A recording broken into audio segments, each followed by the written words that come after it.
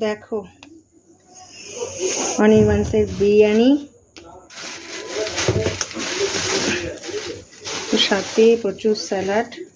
তো এক এক করে খুলি। এটা হচ্ছে স্পেশালটা, এই জন্য বড়, আর এটা নর্মালটা। দেখো সাইজ দেখে বুঝতে পারছো। তো এবার খুলি। দেখো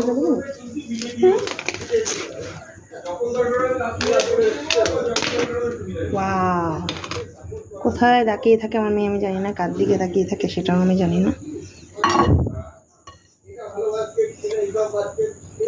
জাস্ট মন খুশ করা বিরিয়ানি। এবার দেখো কোয়ান্টিটিটা দেখছো,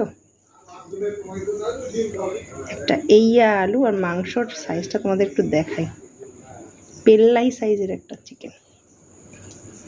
তো চলো টাটা।